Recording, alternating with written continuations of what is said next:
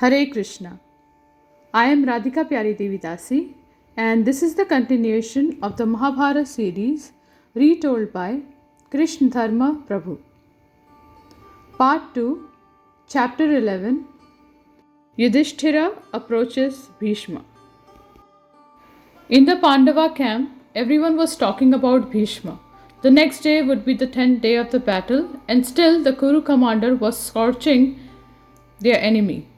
It seemed there was no way to stop him. If Krishna had not taken matters into his own hands today, then even Arjuna might have been killed. Surely no fighter could equal him anywhere in the three worlds. As the Pandavas consulted with their allies, Yudhishthira said, O Keshava, Bhishma ranges across the battlefield like an all-consuming fire. We dare not even look at him as he stands with his weapons raised, his face blazing with anger. Even the god of death wielding his mace, or Varuna his noose, or Indra his thunderbolt might be overcome, but not Bhishma. O Krishna, I am again thinking of retiring from this battle. So many heroes have died. It is clear that none will survive this fight. Bhishma will destroy our forces. We are like insects rushing into a blazing fire. Thus, it is preferable to stop now and spend the rest of my days practicing asceticism. What do you advise, O Janardhan? My mind is afflicted by duality and doubt. Even though he had spent the day exerting himself fully as Arjuna's charioteer, Krishna appeared fresh and spotless. A garland of unfading lotuses and necklaces of pearls and gems rested on his chest. Lifting a graceful hand, he replied, O son of Dharma, do not indulge in grief. On your side, you have warriors equal to the gods. All of your brothers still stand ready to do your bidding in the battle, and all of them are invincible. I too am here to do you good. O mighty monarch, simply order me and I will personally slay Bhishma. For your sake, O son of Pandu, what would I not do? I can challenge Bhishma and kill him before Duryodhana's eyes. Even if Arjuna is reluctant, you will not find me so. If you feel that by killing Bhishma, victory will be attained, then riding out alone, I shall end his life. Krishna glanced affectionately at all the Pandavas. He who is inimical towards your brothers is my enemy. Your friends are as dear to me as my own relatives. Arjuna is my friend, relative and disciple. For him I would cut off and give away my own flesh. He too would lay down his own life for my sake. Although I am ready to do whatever is necessary, I think Arjuna should keep his vow. He should slay the grandfather, not me. There is also the prophecy regarding Shikhandi. Somehow Shikhandi will be involved in Bhishma's destruction. The grandfather's death is imminent. He has lost his good sense and no longer knows right from wrong. Let us therefore act now to bring about his end. Yudhishthira replied, It is exactly as you say, Madhusudana. You are capable of destroying the entire universe with all its moving and non-moving creatures. With your support alone, I am sure to obtain everything I desire. But I cannot let your words be falsified for my sake. It is already enough that you came close to breaking your promise today. You must not kill Bhishma. I think we will be able to find some other means, my lord. Yudhishthira's brothers nodded their approval. Krishna was like their second self. They would never be able to tolerate hearing him criticized. Krishna's words were meant to guide all men. If he broke his word, then others would follow his example and the whole world would be ruined. People would disregard his instructions and end up in hell.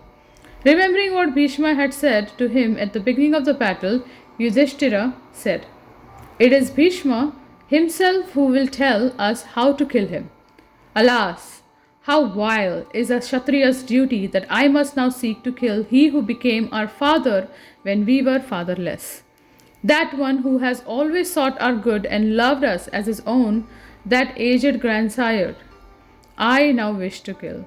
Consoling the weeping Yudhishthira, Krishna said, Take heart, O hero. The son of Ganga has chosen to follow Duryodhana, and thus cannot avoid death in this battle. You have spoken rightly. We must hear from Bhishma himself how he may be slain. This was his promise to you. Let us go to him now and once more beseech him. If you question him, he will surely speak the truth. O Yudhishthira, take off your armor and we will go and see the son of Ganga. Servants removed the Pandavas' armor and then they accompanied Krishna to the Kauravas' camp. They were ushered into Bhishma's tent and they bowed at his feet. Bhishma's face lit up when he saw them. Welcome, O best of the Vrishnis. Welcome too, all you sons of Pandu. Bhishma stood resplendent in his white silks. He waved his long arm towards the many fine golden seats arranged around him on the silk rugs in his tent. After his visitors were seated, he took his own seat and said, What can I do for your delight?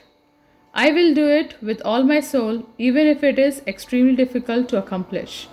Yudhishthira folded his palms. Looking at Bhishma, he remembered their years together in Hastinapura. His heart melted, and he could hardly speak. Glancing across at Krishna to gain strength, he took a deep breath and addressed the old Kuru leader. O Bhishma, O highly learned man, please tell us how we may gain victory in this fight. How can we put an end to this slaughter? O Lord, please tell us how we may vanquish you. You do not display even the slightest weakness in battle. Your bow is always drawn fully. No one can see when you take up your shafts, place them on your bow, and fire them. Who could dare face you when you blaze forth with such awful prowess? Each day you slaughter more of my army, and I fear that soon we shall be ruined. Thus I have come to you again, as you instructed me, O grandsire. Bhishma was moved as he looked at Yudhishthira and his brothers. All of them carried scars from the wounds they had received in the battle. All of them were gazing reverentially at his face. How different they were from Duryodhana and his brothers. Bhishma knew that if he told Yudhishthira now to give up the fight and leave the kingdom to the Kauravas, he would obey. There was nothing the Pandavas would not do to satisfy their elders. If only Dhritarashtra's sons were like these virtuous brothers, this horrible carnage would never have happened. Yet here was Krishna. It was surely his desire and arrangement that all the earth's kings and warriors be destroyed. So many of them were, after all, atheistic, even demonic. Obviously, he wanted to relieve the earth's burden.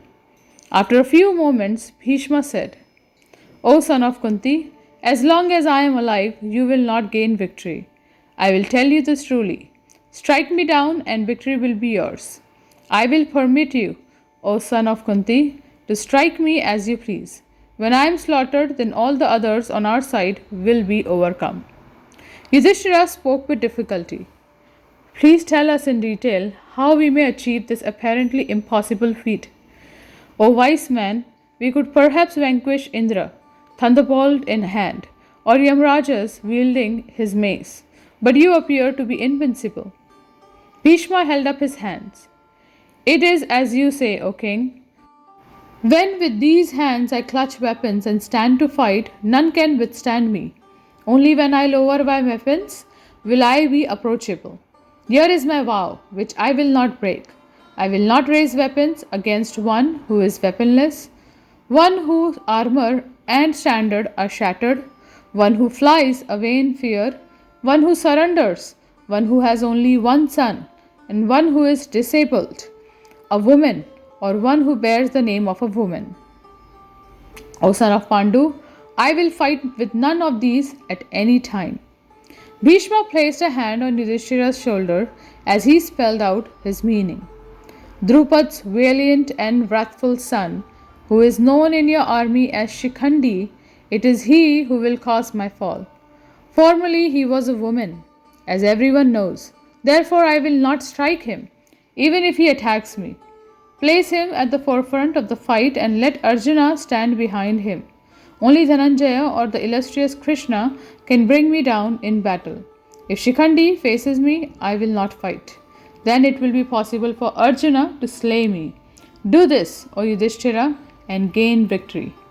When Bhishma stopped speaking, the Pandavas rose from their seats. Bowing before him one by one, they touched his feet and asked his permission to leave. Krishna also placed his hands on Bhishma's feet and bowed to the floor before him. Then they all left the tent, leaving Bhishma alone. As they made their way back to their own camp, Arjuna spoke with Krishna. His face was flushed and his voice choked as he addressed his friend. O Vasudev, while playing in my childhood, I would soil the high-soled Bhishma's garments by climbing onto his lap. Clambering on his body, I would say, Father! That hero would then gently reply, I am not your father, but your father's father, O Bharata. How can I slay him, O Madhava? Let him kill our troops. I cannot kill him under any circumstances. What do you think, O Krishna? Krishna's voice was firm. O Jishnu, having promised to kill Bhishma in battle, how can you now avoid that without transgressing your Kshatriya duties? Overthrow him, O son of Kunti. Without slaying Ganga's son in battle, you can never hope to win this war. It has been ordained by the gods that Bhishma will soon go to the death's abode. Only you can bring him down. Do not hesitate. Hear from me an ancient instruction given by Brihaspati. One should slay even an aged man or an elder or one endowed with all virtues if he comes as an enemy, or indeed anyone else who comes for one's destruction. This is the eternal duty of a Kshatriya. O Dhananjaya, fighting, protecting the subjects, and performing sacrifices all without maliciousness are their sacred duties. Arjuna looked ahead into the darkness as they rode across the field. He knew he could not avoid this fight, especially as Krishna repeatedly urged him on. Clearly, it was his duty. Only sentiment held him back. Somehow he had to get past that. Clutching the reins of his white horse, Arjuna replied dourly, Surely, O Krishna, Shikhandi has been born for Bhishma's death. As soon as Bhishma sees him, he will drop his weapons. Therefore, as Bhishma has suggested, let us place Shikhandi at the front as we attack the grandfather. I will then do the needful. The Pandavas returned to their camp with mixed feelings. They now knew that victory would be theirs before long, but only at the cost of Bhishma's life. Censoring Duryodhana and his old father, they entered their tents to rest for the night. After describing to Dhritarashtra the fights which resulted in the death of his sons, Sanjaya fell silent. The blind king was weeping again, beating his chest and tossing about on his great throne. Alas, everything is my fault. Why did I not listen to Vidura? Where is my learned brother now? Where will all this end, O Sanjaya?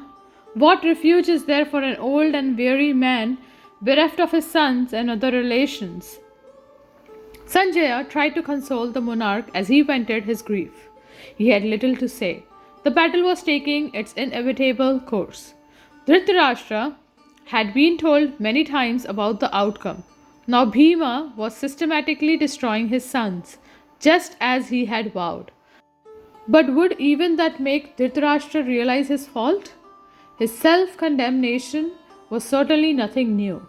Every time the Kauravas suffered a reverse, he expressed his remorse. But those feelings dissolved whenever he heard that he had won a battle. As the king's sobbing subsided, Sanjaya continued describing the battle in full. Sure enough, as he described how Bhishma was coursing through the battle like death personified, the king was enlivened. He sat forward and listened carefully as Sanjaya told him how the grandfather had routed the Pandava troops. Then Sanjaya told him of the episode in Bhishma's tent. Dhritarashtra was aghast. Why has our grandsire revealed how he may die? How can that be his duty? I think he has become weary of the fight. Surely he is favoring Pandu's sons over mine. Alas, I do not think I will be able to hear of the next day's fighting, bringing as it will the fall of such a hero. Dhritarashtra's wails again filled the empty chamber. where he and Sanjaya sat. They echoed mournfully around the hall as Sanjaya looked across at the ornate seat where Bhishma used to sit. Thus ends Part 2, 11th chapter of the Mahabharata series. Yudhishthira approaches Bhishma. Thank you very much. Hare Krishna.